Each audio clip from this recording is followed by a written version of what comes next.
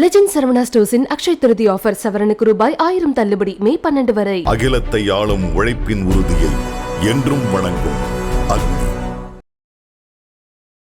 இன்னும் நீங்க மட்டும் வரீங்க வீடியோல இல்ல மாயாவை காட்டுறீங்களே, உங்க கணவர் எங்க, இவங்க டிவோர்ஸ்டா, இவங்க செப்பரேட்டடா, இவங்க சிங்கிள் மதரான 1008 கேள்வி நீங்க ஃபேஸ் பண்ணிருப்பீங்கல்ல. அவர் இருக்காருங்க. இப்போ என்னோட ஹஸ்பண்ட் இன்ட்ரோவர்ட்டடா இருக்கிறதுனாலையும் husband doesn't like being in videos.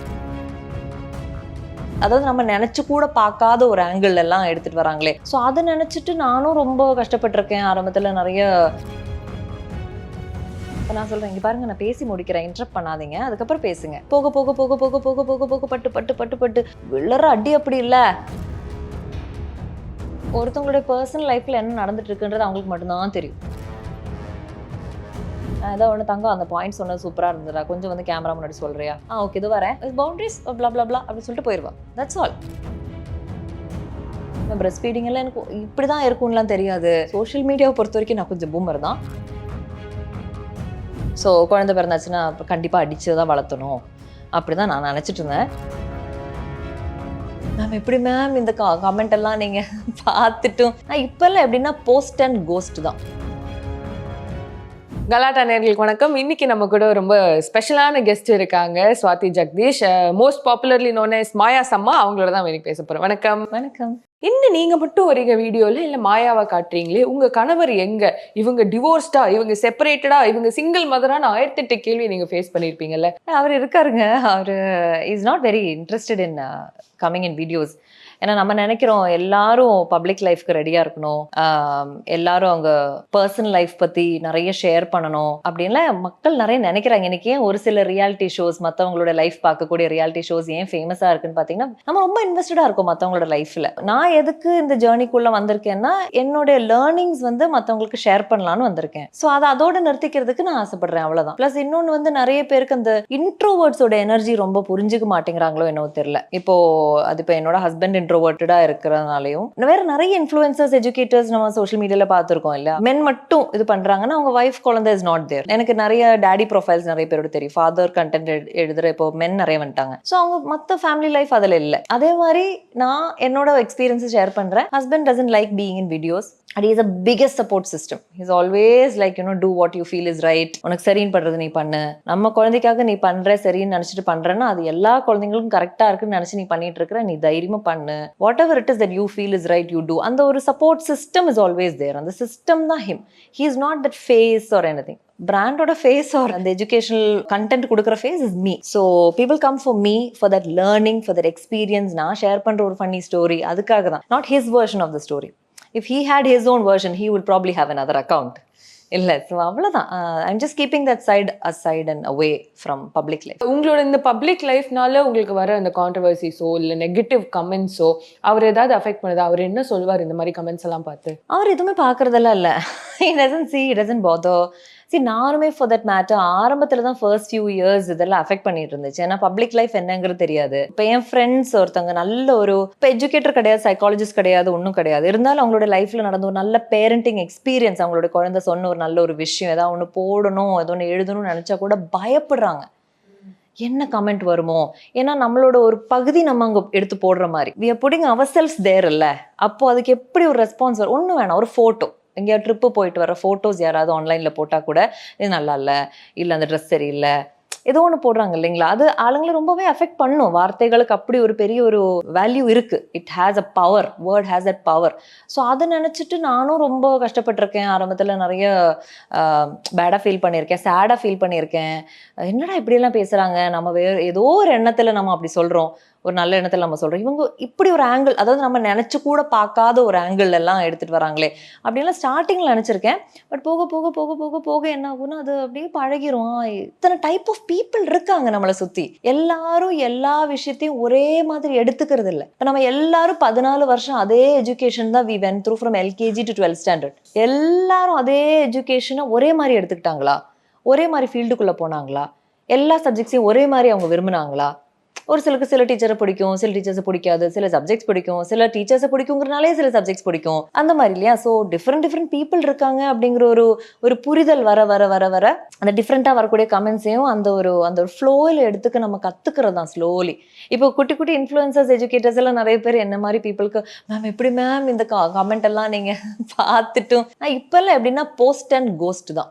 இதுதாங்க நான் சொல்ல நினைக்கிற ஒரு விஷயம். இப்போ பவுண்டரி பற்றியோ ஏதோ ஒன்று, மென்டல் ஹெல்த் ஏதோ ஒன்று போட்டுட்டு அவ்வளோதான். நாங்கள் இல்லவே இல்லை. ஒரு 2-3 days கழிச்சு கம் பேக் என்னோட ரெகுலராக ஃபாலோ பண்ணுற நல்ல கமெண்ட்ஸ் போடுற, இல்லை ஒரு கன்ஸ்ட்ரக்டிவான கமெண்ட்ஸ் போடுற ஆளுங்க இருப்பாங்கல்ல, அவங்களோட இதெல்லாம் செக் பண்ணிட்டு ஒரு ரெஸ்பான்ஸ் இருந்தால் ரெஸ்பான்ஸு, இல்லை ஒரு பதிலுக்கு ஒரு காமெடினா ஒரு காமெடி, ஏதோ 1-2-3 போஸ்ட் எல்லாம் பார்த்து கமெண்ட் எல்லாம் பார்த்து ஓகே இந்த கமெண்ட்ஸ் மற்றவங்களுக்கு பெனிஃபிட்டாக இருக்கும்னு சொல்லிட்டு அதை மட்டும் பின் பண்ணி போட்டுட்டு ஓடிடுவேன். Then I am working on the next content. நான் அங்கேயே வந்து 500 கமெண்ட்ஸ் படிச்சுட்டு உட்காந்துருந்தேன்னா நான் வேறொரு, because I am a creative person. ஒவ்வொருத்தங்க அவங்களோட கிரியேட்டிவிட்டி ஒவ்வொரு விதத்தில் காமிக்கிறாங்க. நான் வந்து இந்த பேரண்டிங் அண்ட் சைக்காலஜி ஃபீல்டில் எப்படி கிரியேட்டிவாக ஒரு கான்செப்டை கொண்டு வரலாங்கிற ஆங்கிள் நான் யோசிச்சுட்டு இருக்கேன். அப்போ நான் அந்த கமெண்ட்ஸில் if I'm stuck on it, இந்த கிரியேட்டிவான வேலை ஆர் அந்த கிரியேஷன், இந்த புது கான்டென்ட் அதை கொண்டு வரது யார் பண்ணுவாங்க? நான் தானே பண்ணி ஆகணும். அப்போ நான் இந்த மைண்ட் ஸ்பேஸ்க்குள்ளே போயிட்டு நான் அந்த மைண்ட் ஸ்பேஸ்க்கு போக முடியாது. ஸோ அது நம்ம எனர்ஜி பவுண்டரிஸ்ன்னு சொல்லுவோம். எங்கே பேரியர் போடணும், எங்கே நான் இதை பற்றி யோசிக்கணும், எங்கே அதை பற்றி யோசிக்கக்கூடாது. கொஞ்ச நாள் என்ன ஆகும்னா you should be okay to be misunderstood அப்படின்னு நான் சொல்லுவேன். ஆளுங்க நம்மளை மிஸ் அண்டர்ஸ்டாண்ட் பண்ணுறதுக்கு நம்ம ஓகே ஆகணும். We should be fine with it. நிறைய பேர் நம்மளை மிஸ் அண்டர்ஸ்டாண்ட் பண்ணுவாங்க. பட் இனிஷியலி அது ரொம்ப ஹர்ட்ஃபுல்லாக இருக்கும். ரொம்பவே நம்ம ஏதோ ஒரு எண்ணத்துல சொல்லியிருப்போம், அவங்க வேற ஒரு ஆங்கிள் எடுத்துட்டு வருவாங்க. ஸோ ஸ்டார்டிங்ல it will be difficult. But போக போக போக போக போக போக போக பட்டு பட்டு பட்டு பட்டு விழுற அடி அப்படி இல்லை, விழுந்து ஓகே நம்ம குடும்பத்திலேயே உள்ள எல்லாரும் ஒரே ஆங்கிள் யோசிக்கிறது இல்லை. அப்ப எப்படி ஊர்ல உள்ள எல்லாரும் ஒரே ஆங்கிள் யோசிப்பாங்க? டிஃப்ரெண்ட் இன்டெலெக்சுவல் லெவல்ல இருக்காங்க, டிஃப்ரெண்ட் லெவல்ஸ் ஆஃப் க்ரோத்தில் இருக்காங்க, டிஃப்ரெண்ட் கைண்ட் ஆஃப் இன்ஃபர்மேஷனை அவங்க எடுத்துக்கிட்டு இருக்காங்க on a daily basis, different level of spiritual க்ரோத்தில் இருக்கலாம். ஸோ எல்லாரும் ஒரே மாதிரி யோசிப்பாங்க, எடுத்துப்பாங்க அப்படின்னு நம்ம நினைக்கவே முடியாது.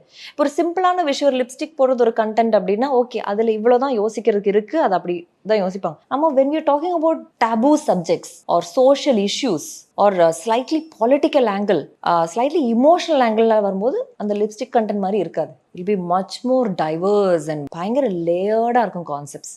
அந்த புரிதல் நம்மளுக்குள்ள வரும்போது நம்மளுக்கும் நிம்மதியா இருக்கும். இவ்வளோ நிறைய பேரண்ட்ஸ்க்கு உங்களோட கண்டென்ட் ஹெல்ப் பண்ணிட்டு இருக்கு. பட் நீங்க ஒரு பேரண்ட் ஆன அந்த ஒரு டே இருக்கும் இல்லையா, அந்த day that you found you gonna be a mother, அந்த டே பத்தி சொல்லுங்க, எப்படி இருந்துச்சு? இப்போல்லாம் இருக்கிற மாதிரி அவ்வளோ பெரிய ஒரு மேட்டரும் அதை எடுத்துக்கிட்டே இல்லடா. இப்போதான் இந்த ஜெண்டர் ரிவீல் பண்றதும், நேம் அனௌன்ஸ் பண்றதும், பிரெக்னன்சி போட்டோ ஷூட்ஸ் பண்றதும், போஸ்ட்மார்ட்டம் போட்டோ ஷூட்ஸ் பண்றதும், அது ஒரு பயங்கரமான ஒரு விஷயமா இருக்கு.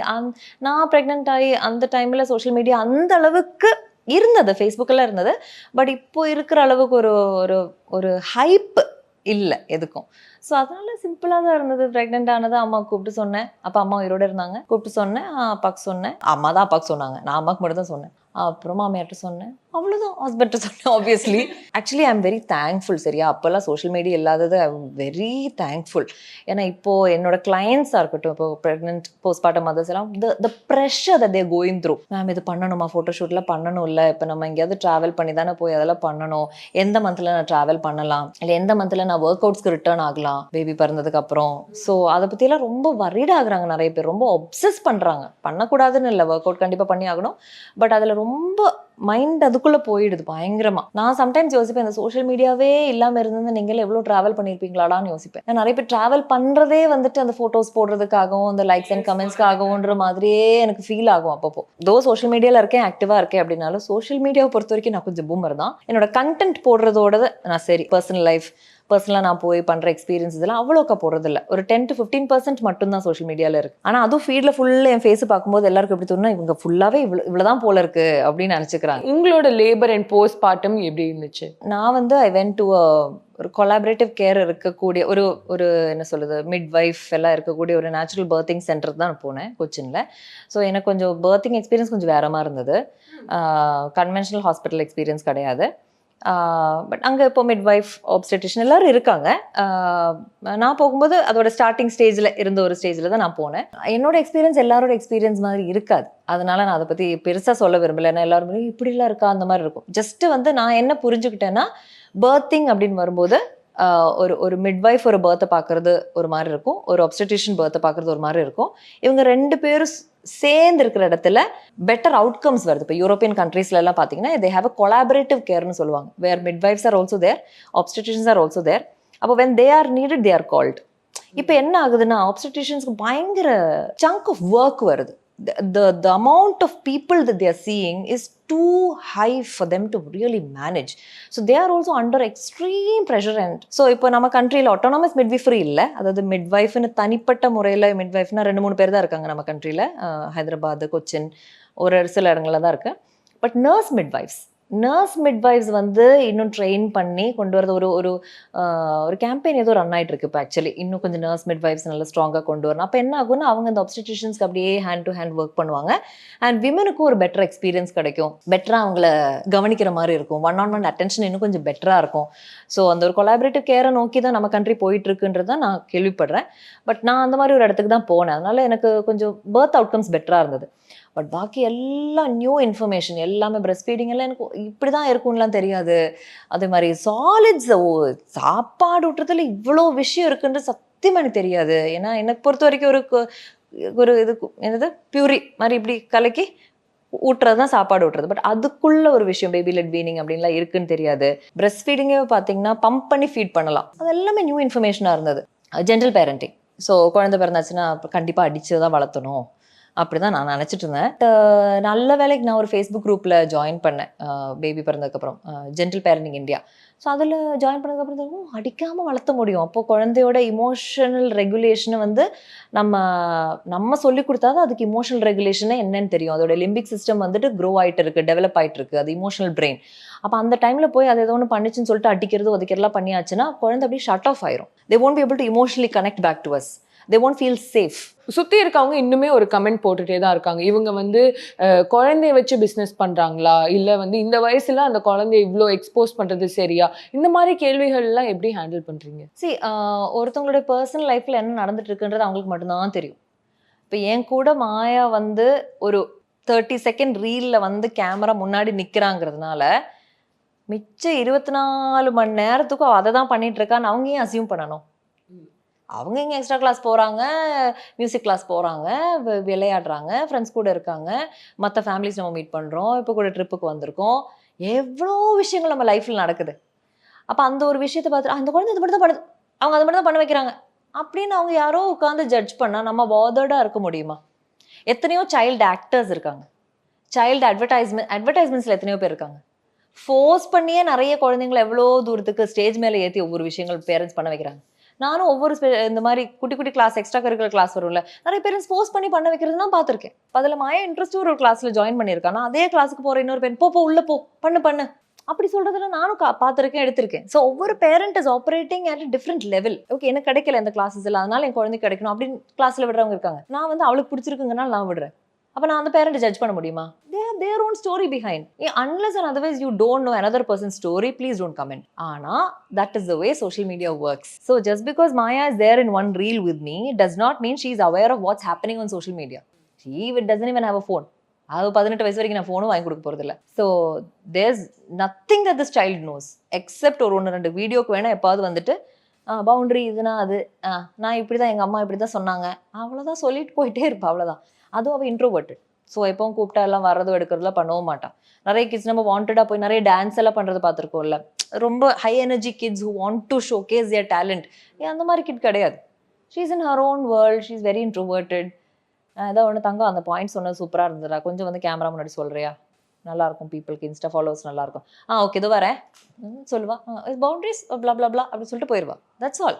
அவளோட இன்வால்வ்மெண்ட் அவ்வளோதான். She doesn't know what's happening on my feed. She hasn't even opened my Instagram page. She is not aware of it. இந்த ஒரு நெகட்டிவிட்டி எதுவுமே மாயா கிட்டயே நீங்க விடுறது இல்ல இல்லையா? No. Wow. But we have conversations. See, I always talk about social media etiquette or internet etiquette சொல்லுவோம். Because அவங்களும் gadget யூஸ் பண்ணி இப்போ வீடியோஸ் பார்க்குறாங்க, யூடியூப்ல ஏதோ யூடியூப் கிட்ஸ் எல்லாம் போட்டு, நெட்ஃப்ளிக்ஸ் ஏதோ ஒன்று பார்க்கும்போது I'll tell them, பேபி எல்லாமே நம்பாத, எல்லாம் ஒன்றும் ரியலாக போட மாட்டாங்க. இல்லை சில ஆட்ஸ் எல்லாம் பார்க்கும்போது அவளே சொல்லுவாள், மேக்ஸ் தெம் டாலர் ஸ்டார்பர் ஸ்ட்ராங்கரா, சும்மா தானே சொல்கிறாங்க, ஸோ சும்மா ஒரு அவேர்னஸ் வரட்டுமே அப்படிங்கிறதுக்காக I keep telling. Or let's say I am discussing something with my friend about some kind of trolling happening or whatever. அப்போ அவள் அந்த கான்வர்சேஷனில் அவங்க உட்காந்துருக்கான்னா she will get to hear it and then I'll have to tell her baby all sort of people are there. இப்போ என்னோட world வந்து இப்படி இருக்கு, உனக்குன்னு ஒரு வேர்ல்டு இருக்கும் நாளைக்கு, உன்னோட ஸ்கூல் உன்னோட காலேஜ், அதில் உன்னை பற்றி பேசுகிறவங்க நிறைய பேர் இருப்பாங்க. அப்போ நீ அதை எப்படி ஹேண்டில் பண்ணுன்றது நான் சொல்கிறேன். So only when I am able to handle it I'll be able to tell that to my child. இப்போ இன்னைக்கு பேரண்ட்ஸ் வந்துட்டு இப்போது நேற்று கரூரில் கிளாஸ் இருந்தது. பேரண்ட்ஸ் ஆர் ஆஸ்கிங் குழந்தைங்களுக்கு எப்படி செல்ஃப் எஸ்டீம் பண்ணுறது, பாடி கான்ஃபிடன்ஸ் எப்படி உண்டு பண்ணுறது, பவுண்டரிஸ் எப்படிங்க அவங்கள ஃபாலோ பண்ண வைக்கிறது. நீங்கள் பண்ணுங்க அதெல்லாம். நான் நல்லா பவுண்டரி ஃபாலோ பண்ணுறேன். இப்போ நானும் ஒரு 3 பேர் உட்காந்து பேசிட்டு இருக்கோம். ஒருத்தங்க நான் பேசுகிற குறுக்க பேசுகிறாங்க. இப்போ நான் சொல்கிறேன், இங்கே பாருங்க நான் பேசி முடிக்கிறேன், இன்டரப்ட் பண்ணாதீங்க, அதுக்கப்புறம் பேசுங்க. That's a communication boundary. அப்போ அது வாட்ச் பண்ணிட்டு இருக்க குழந்தைக்கு அது வரும்ல. If somebody is coming to me and telling oh this looks like noodles அப்படின்னா don't comment about my hair அப்படின்னு சொல்கிறதுக்கு நான் ரெடியாக இருந்தால் தான் my child is watching and hearing about body boundaries. மற்றபடி நீ எதுவுமே ஃபாலோ பண்ணாமல் குழந்தைகிட்ட போயிட்டு பாடி பவுண்டரி ஃபாலோ பண்ண, கான்ஃபிடென்ட்டாக இரு, யாராவது சொன்ன நோ சொல்ல, நல்லா சொன்ன குழந்தை என்ன யோசிக்கணும், எத்தனை தடவை நிறைய பேர் இவங்ககிட்ட இப்படிலாம் பேசி இவங்க அப்படி ஃபாலோ பண்ணதில்லையே, இவங்க அதே வந்து ஃபாலோ பண்ணாமல் நம்மள்கிட்ட ஏன் இப்படி சொல்கிறாங்கன்றது குழந்தைக்கு புரியும். So parenting is very easy. You just become a better version of yourself and the child will watch and learn. அவ்வளோதான். So there is nothing special that you need to do. But அந்த making yourself a better பர்சனுங்கிறதுல தான் நிறைய விஷயங்கள் learn பண்ண வேண்டியதும் unlearn பண்ண வேண்டியதுமா வரும். ஒரு பேரண்டா இதெல்லாம் பண்ணா உங்க சைல்டோட வாழ்க்கை எவ்வளவு அழகா மாறும்ன்றது ரொம்ப சிம்பிளா நிறைய இடத்துல சொல்லிட்டு இருக்கீங்க. ரொம்ப நன்றி. Thank you so much. Legend Saravana ஸ்டோர்ஸின் அக்ஷய் திருதி ஆஃபர் சவரனுக்கு ரூபாய் 1000 தள்ளுபடி மே 12 வரை. அகிலத்தை ஆளும் உழைப்பின் உறுதியை என்றும் வணங்கும் அக்னி.